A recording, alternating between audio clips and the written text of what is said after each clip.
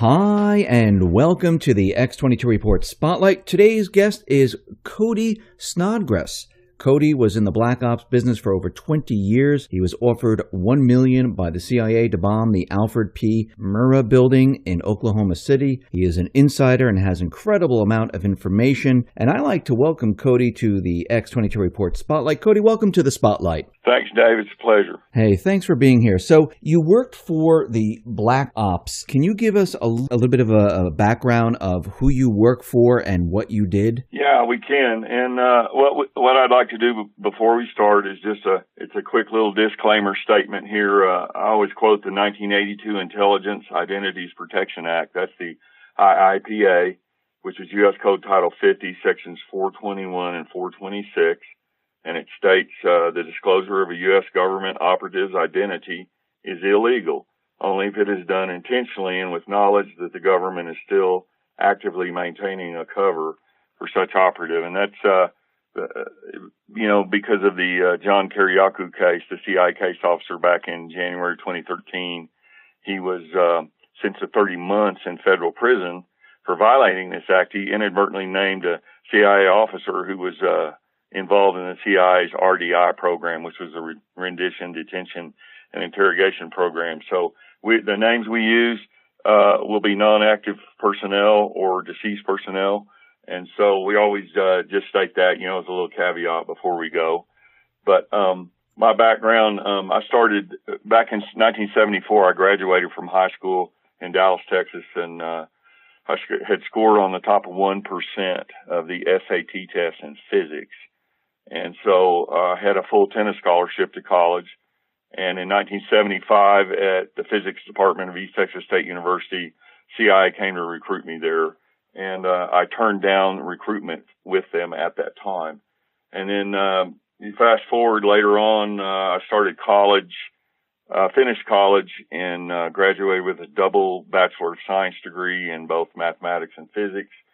And then began working on my Master of Science degree at Stephen F. Austin State University in Nacogdoches, Texas. And from there went to Chevron, and then up to Amoco Production Company. I was a petroleum geophysicist in Tulsa, and that was in Tulsa, Oklahoma. That's the early 1980s. And during this whole time, we had been involved in some black ops as a private contractor. And in 82, 83, 84, 85, right in that time frame, we were involved in the operations over in Arkansas, centered around the MENA airport there with Bill and Hillary Clinton, and that was CI Operation Centaur Rose. We can talk about that later, arming the Contras down in Nicaragua and that regional conflict down there with the Sandinistas. And so after all that, later on, one of the things I was hired to do was bodyguard Staff Sergeant Barry Sadler down in Guatemala. He had been in Vietnam and been wounded in Pleiku, and then he had written the Battle of the Green Beret in '65. It was the #1 hit single here in the States. And that story's in the book. It's never been told before what really happened down there. And then you go on through the WayCoh thing in April of '93. That's when WayCoh ended. It had began in February 28th of '93. And we have some stories in there that have never been told public about what really happened with Timothy McVeigh and the real situation there at WayCoh. And fast forward on through in '91, and September 18th to the 22nd, I died twice in the hospital. I was targeted for assassination in Project Slammer. We can talk about that operation later. And then so in '94, I was beginning to get operationally ineffective. I'd been injured severely. I was drinking a lot to cover my PTSD and stuff. And then I was offered the job to bomb the Murrah building in April. It went off in April 19th of '95. And in October of '94, I was offered the job to bomb that building. And we can talk about all that later. There's a lot to that. And so I'm just fast forwarding up to a point. After that, Of course, the Murrah building was bombed, and McVeigh and them were sentenced. And in 1997, I was up here in Colorado, and I was the biggest machine gun dealer in the state of Colorado, machine guns and silencers at the time. That was a front for more covert ops. But there was an operation here, an ATF DEA operation called Operation Stingray. And in that operation, I met who would later be the nation's top cop. His name was Blake L. Butler. He was an ATF agent, and I found out that he was at the Murrah building the day it was bombed, but had not showed up for work mysteriously. He was also at the WayCoh Branch Davidian compound the day it was the shootout happened there, and then he was also, Dave, up there at Ruby Ridge, Idaho. And so the same players are starting to show up.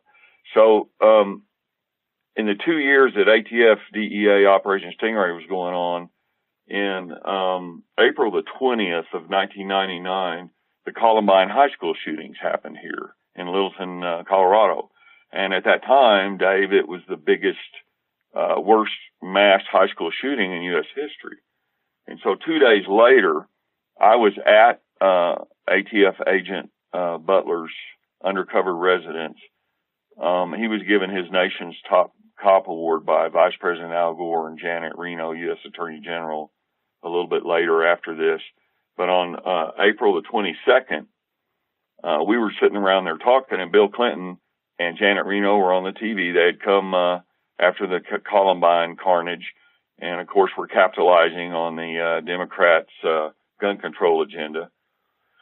And so I began talking, and we were talking about them, and I began telling Agent Butler all the stories about Black Ops and CI operations, Centaur Rose, Jade Bridge, Screwworm, several others, all kinds of things about the pedophile rings in Arkansas, the drugs, the cocaine, the arms to Nicaragua, the Clintons, the cover-up, the money laundering, and so forth. So I didn't know that we were on tape. We had 2 4-millimeter hidden cameras, the ATF and DEA did.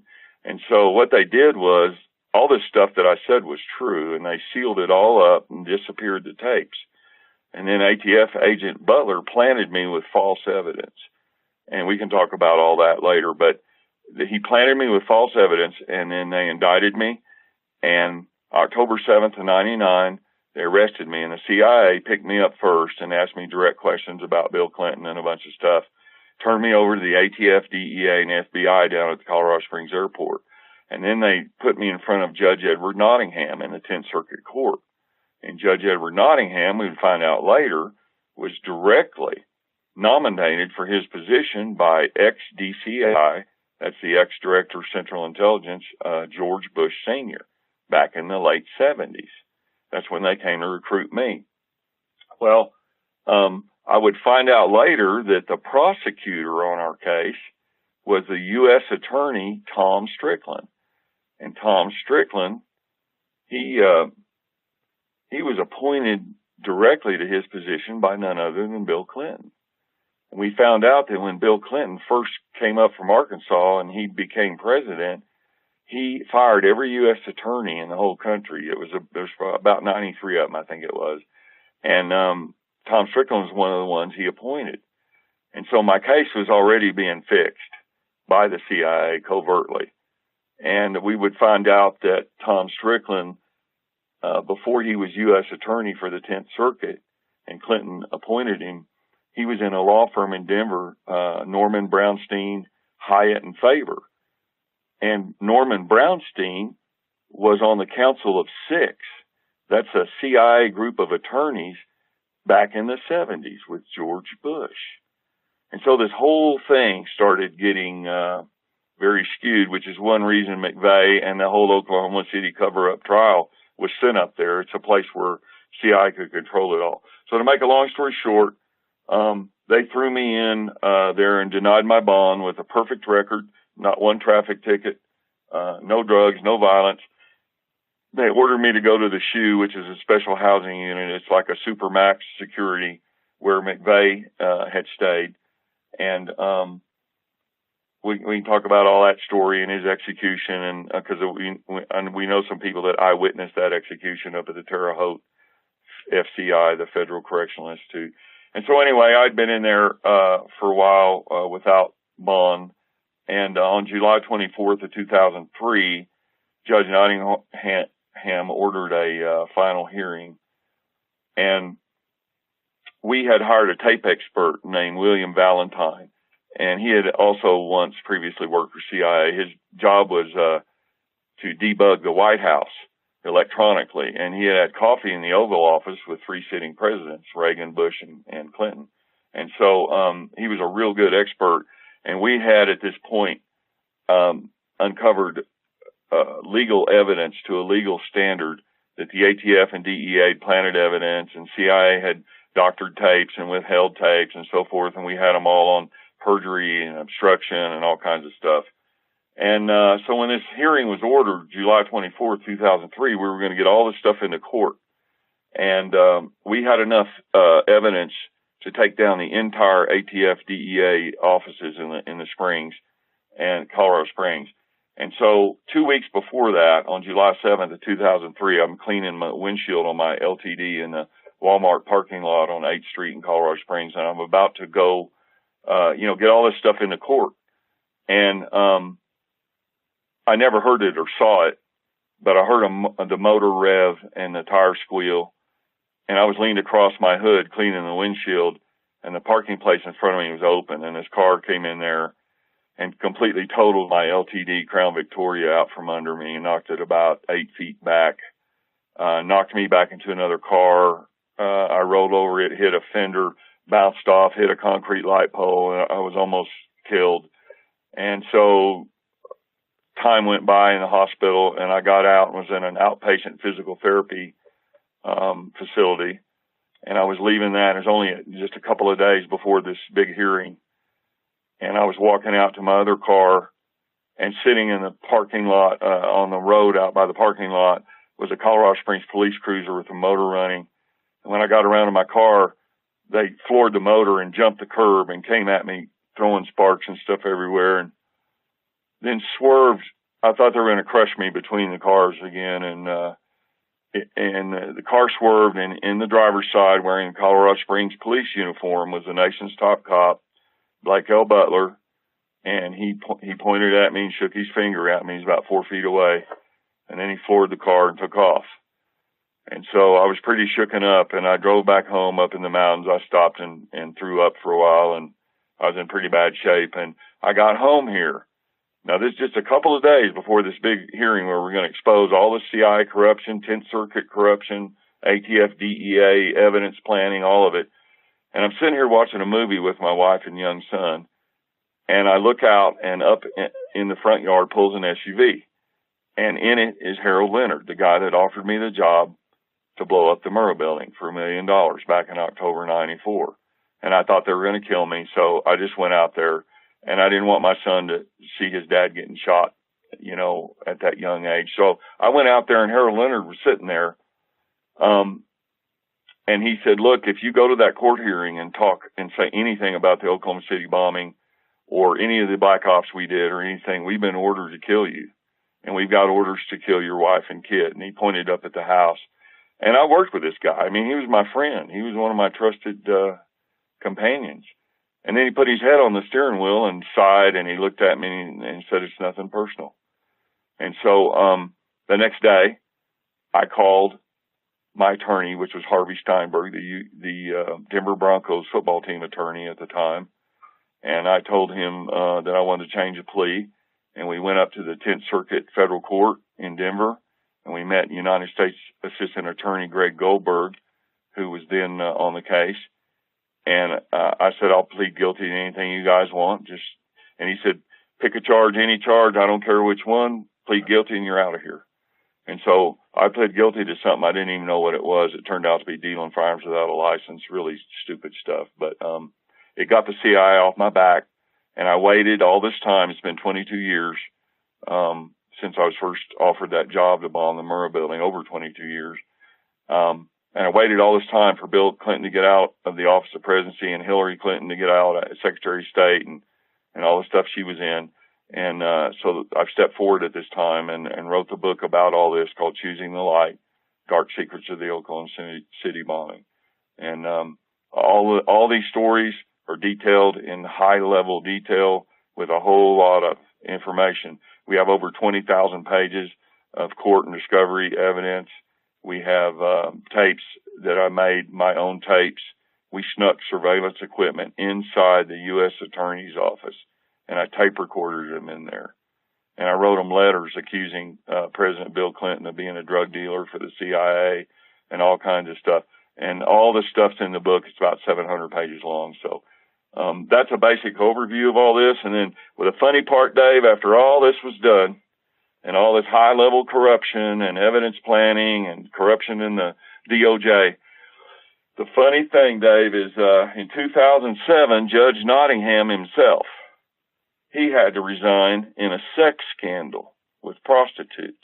He was the highest-ranking federal judge in Colorado, and he was in a prostitute scandal with Denver Players owner Brenda Stewart. And all this came out in a divorce hearing, so the judge had to resign. So the judge was corrupt, the U.S. attorney was corrupt. All of this was cover up for the Clintons and the Murrah bombing and the real reasons why it was really bombed. And so this is a big thing, and that's a basic overview of what's in this book. So let's go back a little bit and let's talk about the Oklahoma City bombing. When these individuals approached you to bomb the building, what actually happened? Did they offer you money right at the start of it? Did they give you the equipment? Why did they want you to do it? And what did they want you to do? Right. Yeah. In October 94, Harold Leonard called me, and he'd been a contractor for CIA. And we met at a rural location out in the mountains, under the tree canopy. They're always worried about satellites and surveillance and all this stuff. And we'd done several jobs with Harold before. And when we were there, he said, well, we got another job for you. And I said, okay, where is it? And he said, it's here in the States. And I thought we were going overseas. We had previous jobs in Saudi Arabia over there, offered to us. And he said, no, this one's here in the States. And I said, well, what kind of job is it? And he said, it's an EOD, explosives job. And I said, what's the target? And he said, it's a building. I said, what kind of building? He said, federal building. And I said, what? And he pointed to a backpack he had laying there. It was a purple and black backpack. It had $500,000 in cash in it in U.S. currency. And he said, well, we're going to give you $500,000 now and $500,000 when the job's done. You can have your choice of a standard EOD team or whatever materials you need. And I said, well, wait a minute. What is this? It's a federal building? I said, which one? And he said, it's the Alfred P. Murrah Federal Building in Oklahoma City. And I was at the end of my operational usage anyway. I had severe PTSD. I'd been injured a lot, several broken ribs and head injuries and all kinds of stuff. And I was having real bad PTSD dreams every night and couldn't sleep. And I just went off on Harold and told him, look, I've got to quit. I can't take this stuff anymore. And I said, you guys have went too far. This is our own country. These are our own people. And there's no way I'm doing this. I don't mind going overseas and doing stuff, but I will not do this. And so he calmed me down and everything. But the reasons why they wanted this bombed, I didn't know them at the time. I turned this job down, and that was about 6 months before it actually went up. But the real reasons why the bombing happened, there were really two basic reasons, and they had to do with record storage and destroying records, one of which dealt with the Clintons down in Arkansas when they were running those CIA ops down there, Centaur Rose, Jade Bridge, and Screwworm. The ABI, Arkansas Bureau of Investigation, DEA, IRS, had began to investigate that all down there because at the Mena Airport, there was a front company for CIA called Rich Mountain Aviation and a contract CIA pilot named Barry been in the 20th Special Forces Group in 63 back in Fort Bragg, and they had gone over to Vietnam and done their stuff over there. the other guys I knew. And they were running a lot of arms down there to Central America and bringing drugs back to pay for it, because back in 1984, they had the Bolin Amendment passed in Congress, and President Reagan at the time, went around Congress.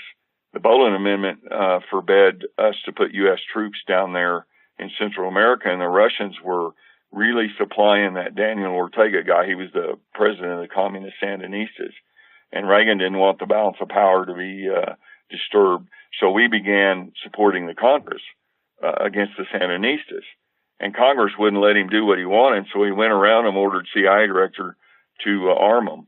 And so they created these black ops. And Centaur Rose was the op I was in, which is an arms and drug op. And then the other ops were Jade Bridge and Screwworm.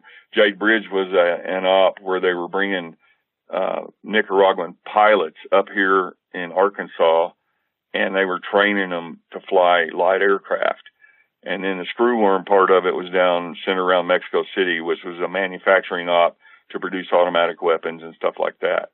And so all that had been going on down there, and it's detailed highly in the book, and the stuff we did and how we moved the arms and all the stuff we did. Meanwhile, I was using my front as a petroleum geophysicist with Amoco as a perfect civilian cover. And the CIA calls that a NOC, a non-official cover. And so all that was going on, and they were washing a lot of money, tens of millions, hundreds of millions of dollars of cocaine money through the banks, the Worthington Bank, BCCI. Anyway, all of this stuff was going on, and there was a lot of law enforcement records being stored. Stuff of the Rose Law Firm, the Whitewater scandal, Jim and Susan McDougal. All these records were stored at the Little Rock FBI field office. And so just prior to the Murrah Building bombing, these records were moved over there to the Murrah Building, where they were supposed to be destroyed in the blast. And then the second thing, the bigger reason why the Murrah Building was to be destroyed and destroy all the records.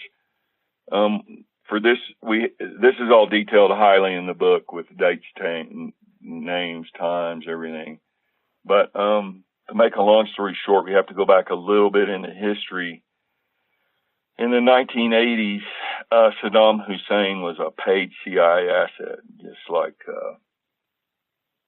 in Panama with Noriega. He was also a paid CIA asset. A lot of people don't know that. But Saddam had gained power in the Ba'ath Party and was controlling Iraq, and then got in a war with Iran in the 1980s. And the Iran-Contra scandal, a lot of people know about that. The two basic things that happened was we covertly armed Saddam because Iran had a 10-to-1 infantry advantage over Iraq. And we didn't want our ally overrun. And Donald Rumsfeld, Secretary of Defense at the time, was given satellite intel to Saddam and so forth. And the other thing we did was covertly arming with copies of the Hawkeye 123 cluster bomb. The CIA took the microfilm patented, plans for that thing and took it down to Argentina, set up a front company. And they had to get zirconium out of the U.S., which is on the import-export restriction lists. And they faked it through the Agricultural Department. All the dates, times, names of how they did this is all in this book. But to make a long story short, they set up a fake arms company and gave him these cluster bombs.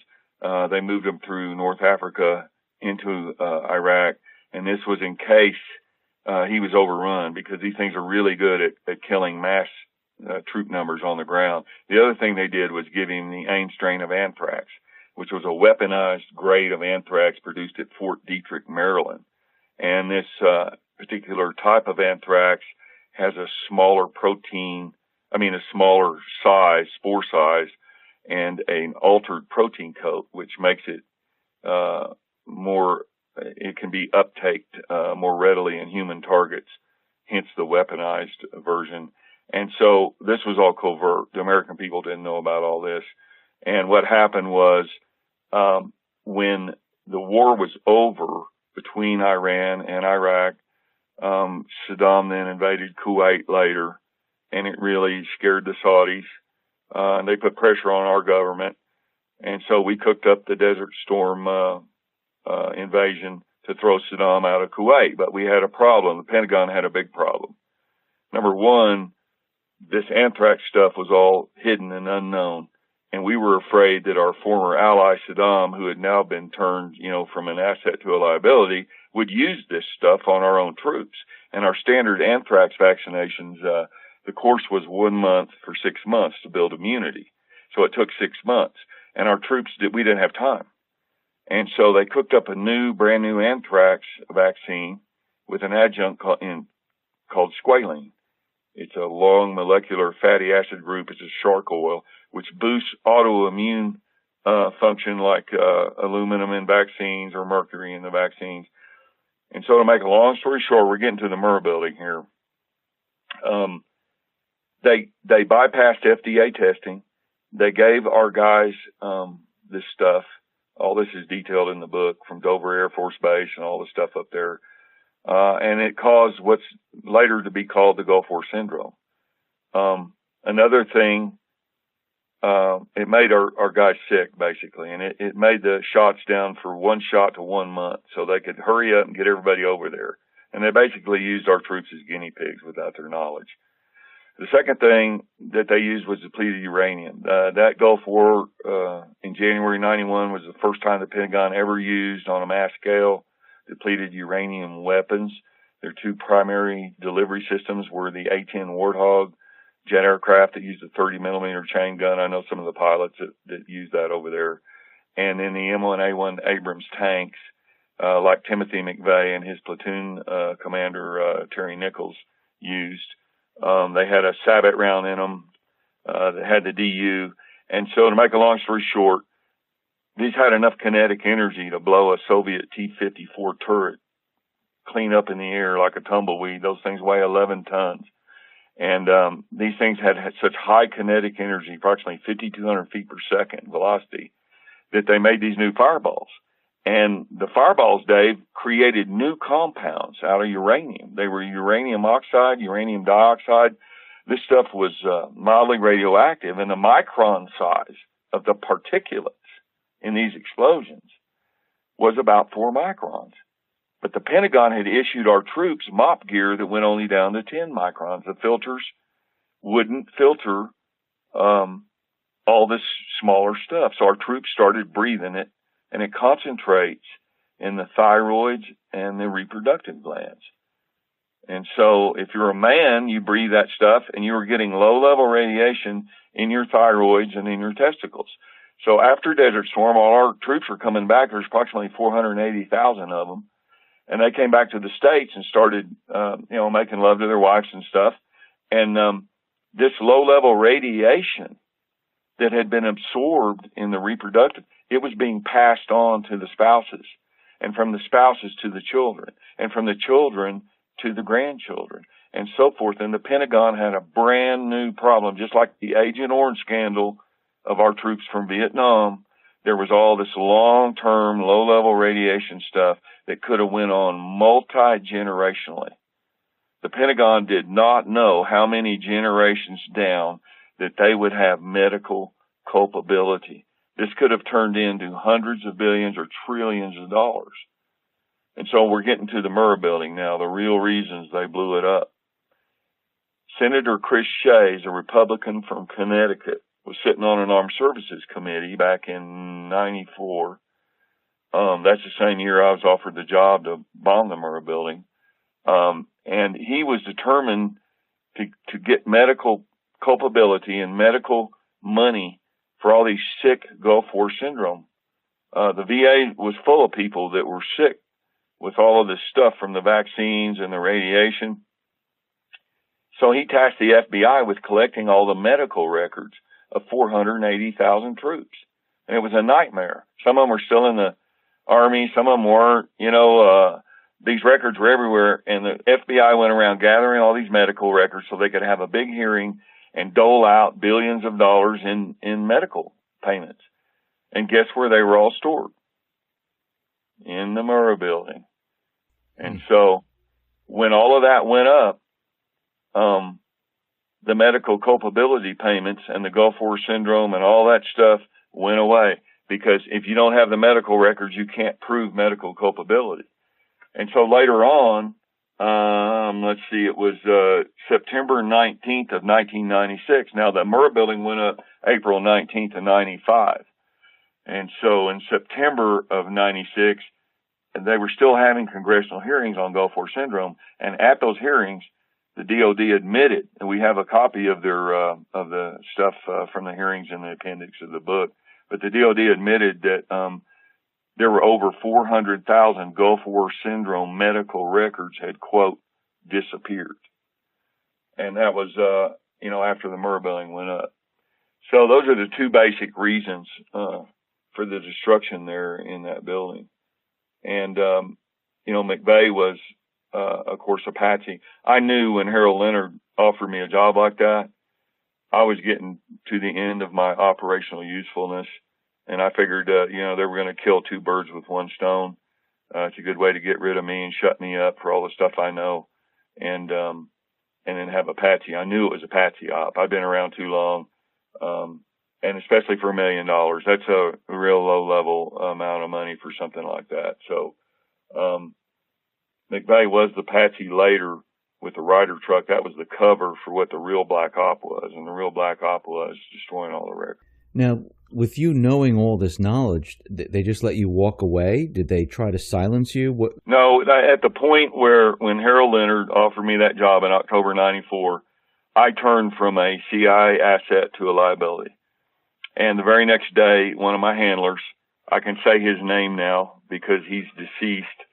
His name was Duke Flaglier, and he had done 2 tours in Vietnam and the Special Forces.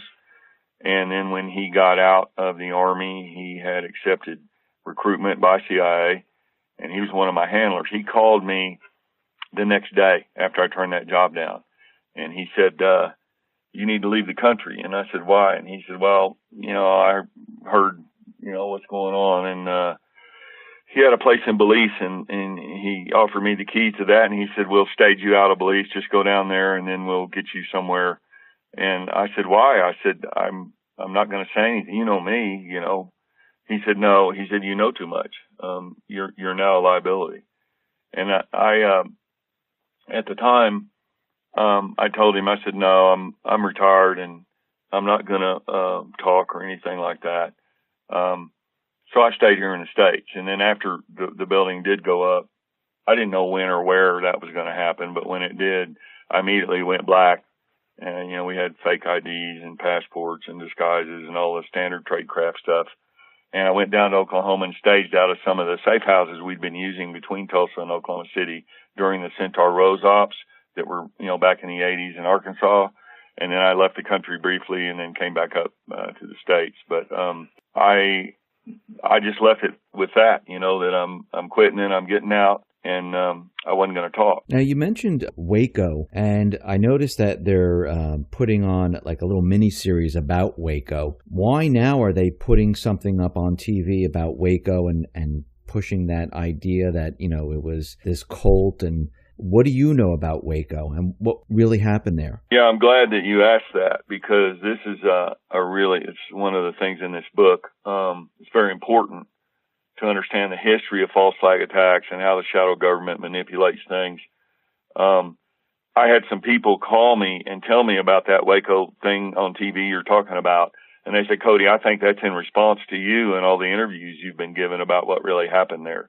And so I'll tell you what I know about that. That occurred on, February 28th of 1993. And that shootout broke out. There were 4 ATF agents dead and 6 Branch Davidians dead at the time. And it ended on April 19th, 2 years before the Murrah building went up, in 1993, and there were 54 dead and 21 children included. But what I'm going to tell you is a story that's never been out except by me.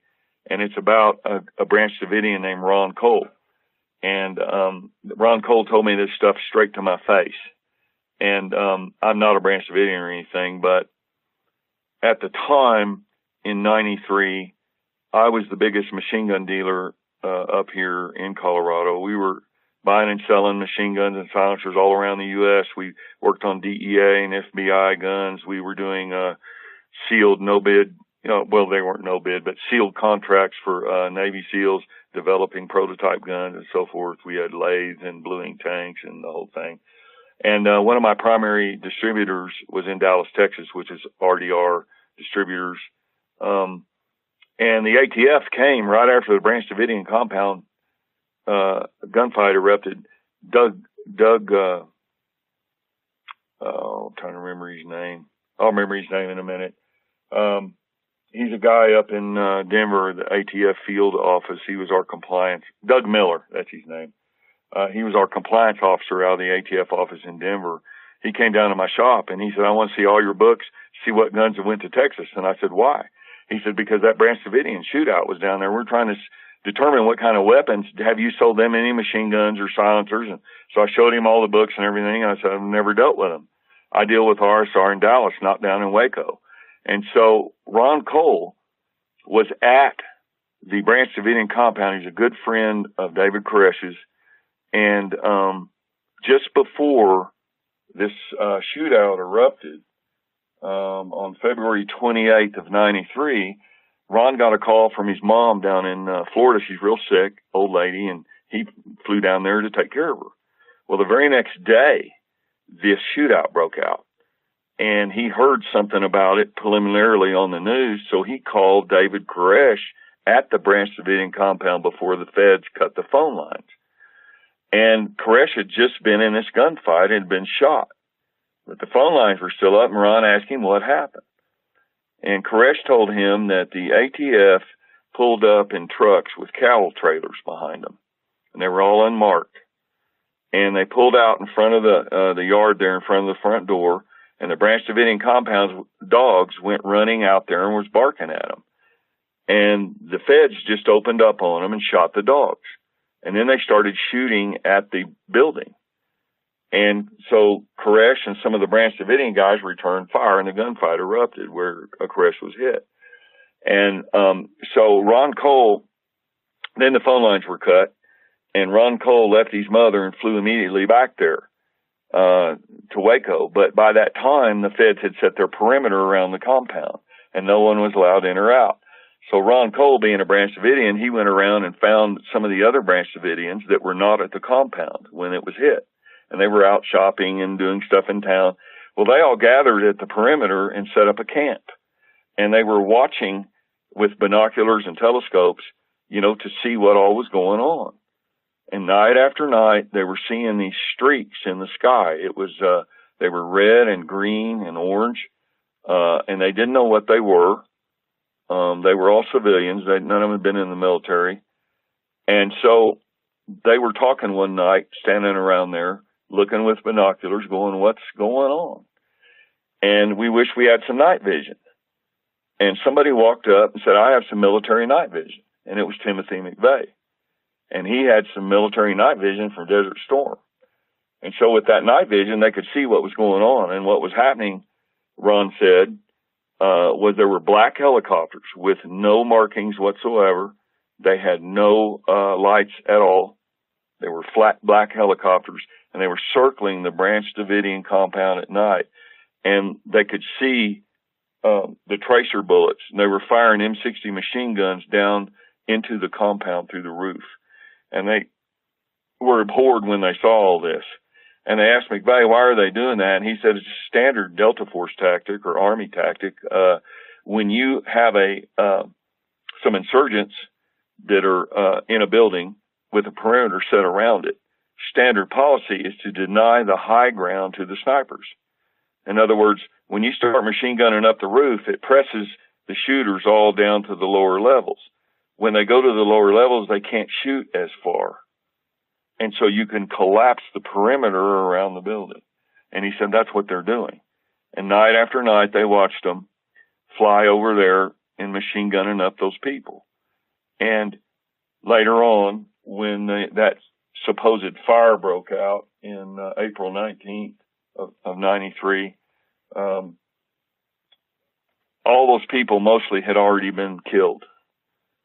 And they started that fire to burn that compound down to cover up all the murders. And so Ron Cole, seeing all of this, he told me that he and the rest of the Branch Davidians that were out there were afraid the FBI was going to come kill them. And they came up here to Colorado. And they got a little ranch place out in the mountains somewhere, secluded place. And they acquired some illegal MP5 machine guns to protect themselves. Now, I didn't sell them these weapons, but I know a lot of the cops and the dealers and all the people around here in that arms community. And then what Ron Cole told me next was they had been staying there for a week to 10 days, and that a Black Ops FBI team came in there to hit them at night, and a battle broke out, a gunfight, and several of the Branch Davidians were killed there, and he fled out in the woods. And he went up to Canada, and he got an Algerian passport, a fake passport, and he was about to leave the next morning and fly to Algiers and disappear forever. And he made one mistake. He called his girlfriend back in WayCoh to tell her goodbye. He was never going to see her again. And he used a cell phone, which was really stupid. But the next morning, the RCMP, the Royal Canadian Mounted Police, and the FBI hit the place he was staying, and they arrested him. And they brought him down and threw him in with us. At this time, I had been planted with false evidence and was in the FDC, which is the Federal Detention Center in Englewood, Colorado. It's a maximum security facility there. And they put Ron Cole in there with us. And he was scared to death. He saw me one day. I had some stuff for my case about the WayCoh and the Oklahoma City bombing thing. And he started telling me all this stuff. But he was very reclusive and stayed back in his cell and hardly talked to anyone. He told me he's always afraid the FBI was going to kill him. And then one day they came and took him out of there, and I never saw him since. But that's a story that he told me, straight to my face. And it fits with a lot of the cover-up stuff that went on around the WayCoh. In this book, I have a section on that with a whole lot of documentation and so forth. So that's a basic thing that happened there. Timothy McVeigh was there, and he saw what our government was really doing, and that's one of the things that pissed him off. Another thing that really pissed him off was after he got back from Desert Storm, he'd won a Bronze Star as an M1A1 tank commander and for confirmed kills. And he signed up with Special Forces. He wanted to be a Green Beret. And there was, I think, about 400 people in his class. And they did the standard psych profiles the Army gives you. And one day, the CO and a CIA person pulled him and 10 other guys, about 10 guys out of the class, and offered him recruitment, just like they did me. And they told him he'd be blowing up buildings and moving drugs and assassinating people, all for the CIA, while he was using the front of the Special Forces. So he was to complete his training, be a soldier, and then covertly work for the CIA. That's what they call an OCO, which is an official cover operative. His official cover would be Special Forces soldier, but his true thing would be CIA. Well, McVeigh turned him down, just like I did.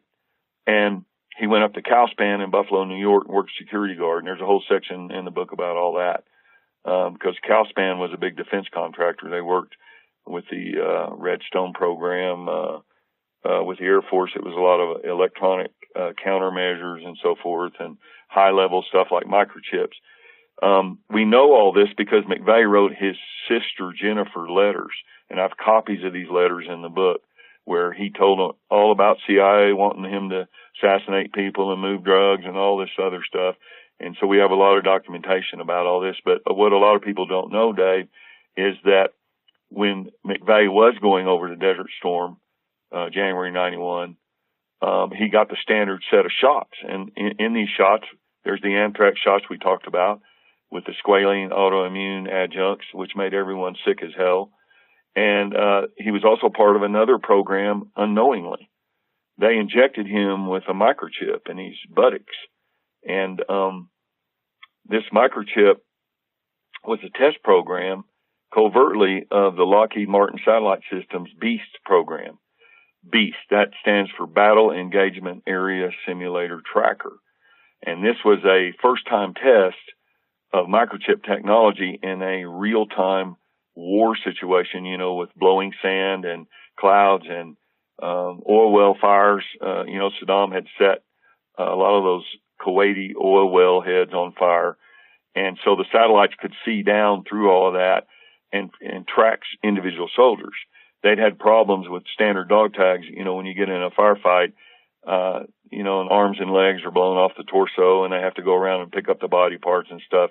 It was also a test, of implanting these things in the torso and using RDIF, to find, soldiers that had been wounded or blown up. So McVeigh was a part of this and didn't know it. And then when he got back, the autoimmune protein code on the thing started messing up, and he got sores and all and had it removed. And he was pissed off about being used as a guinea pig, and he was pissed off about being used as a guinea pig with the anthrax shots. And he was also pissed off about what he saw at WayCoh, what our government was really doing and hiding. And I expect, I don't know for sure, but it was at that point at Calspan, where he was a security guard after he left the Special Forces, that he was approached, to bomb the Murrah building and take the job that I turned down. I don't know who all else they offered that job to. They needed to bomb that building, and they started it in 94. That's when Senator Chris Shays on the Armed Services Committee had ordered FBI to gather all those records. So they knew the records were going to go there, and they didn't want them to show up anywhere, especially at some Senate subcommittee hearing. So they offered McVeigh and maybe some other guys, I don't know, the job. It's a standard program they have where they take an ex-military cutout, who was in a war, all the excitement and adrenaline of a war, and they give him the standard program of alienation and isolation, and he stick him off in some boring security job and say, hey, do you want $1 million to go do something, And he was already predisposed to hating the government from all the stuff that he'd seen and what they'd done to him with the chip and all that kind of stuff. So this whole story's in the book, and it's documented with letters, to his sister and various things like that. But it's a story that the mainstream media, Dave, doesn't even put out there. All they put is the lies, the standard goop of lies and disinformation and misdirection, to cover up WayCoh, to cover up Oklahoma City bombing, to cover up Timothy McVeigh. He was executed in record time. He was executed on June the 11th, 2001. They bumped a lot of guys off of death row that, put him up ahead of them at the Terre Haute facility. And, I talked to one of the attorneys that held McVeigh's mother's hand. They were sitting on the front row at the death chamber looking through the glass. His name was Nathan Chambers, the attorney, and I talked to him directly a little while after that happened and asked him what it was like. And he just put up his hand over his face, closed his eyes and put his head down and walked away. Didn't say a word. A lot of people have asked me, Dave, well, we've heard conspiracy theories that McVeigh really wasn't killed and it was all a front for the CIA and he was working for him the whole time and all that. I don't know all that stuff. I know what I'm telling you is what I know either myself or from firsthand knowledge and things that we can document, like those letters to his sister Jennifer. And so there are a lot of conspiracy theories that McVeigh never was killed and the whole thing was a front for the CIA the whole time and blah, blah, blah, blah, blah, blah, blah.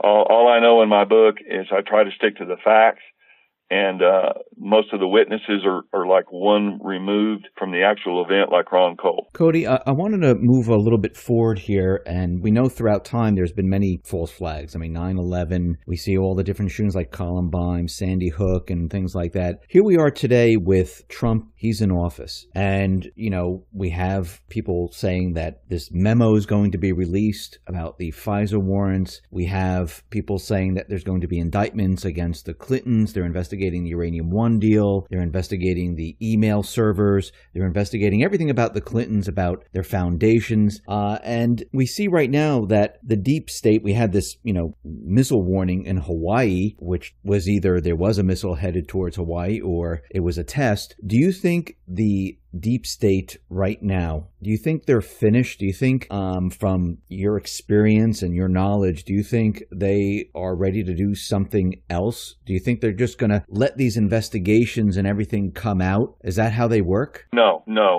They are about to do something else, I feel very strongly.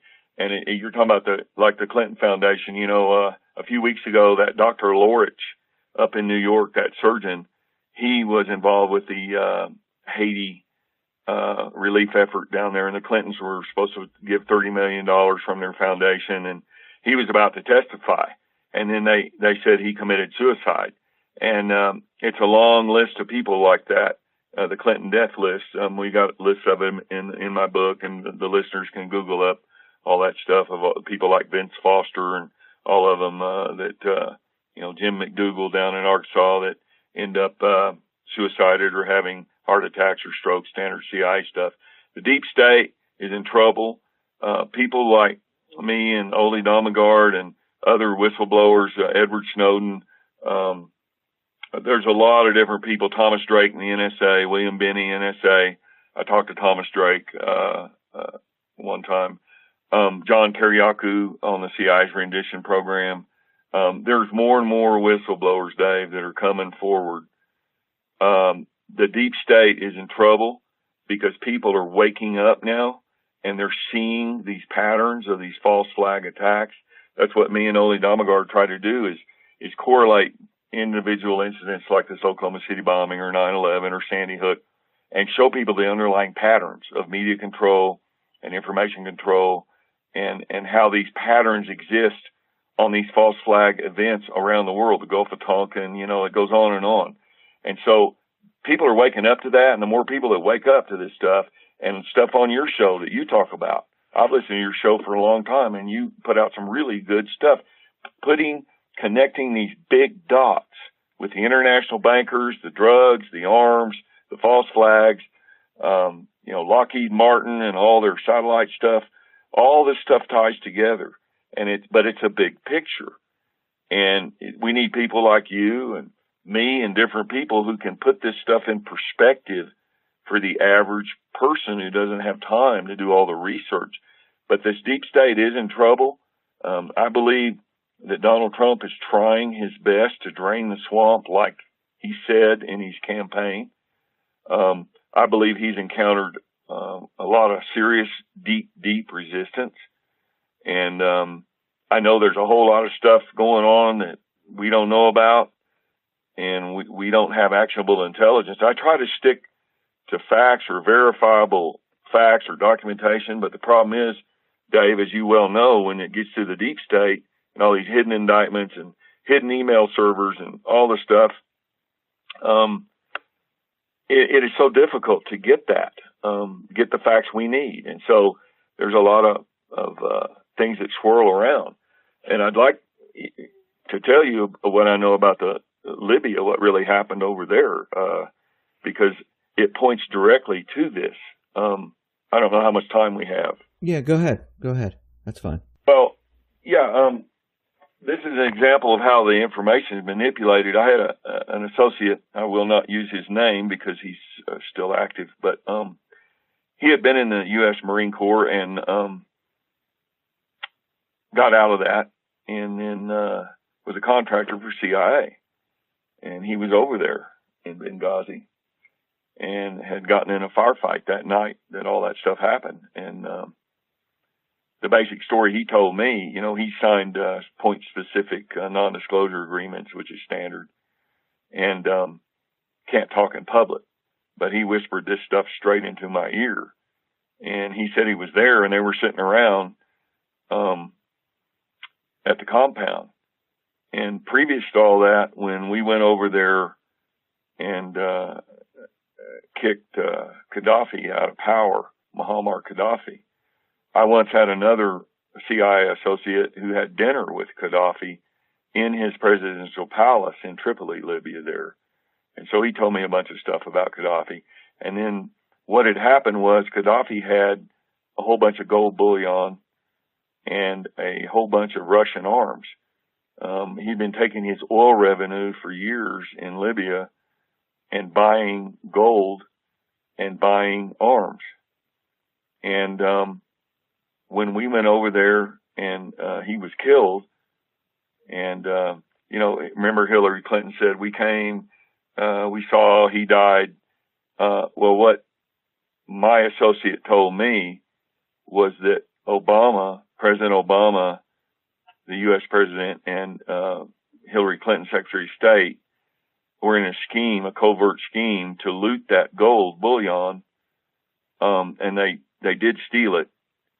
And then they were taking the arms and funneling them through Benghazi over to ISIS.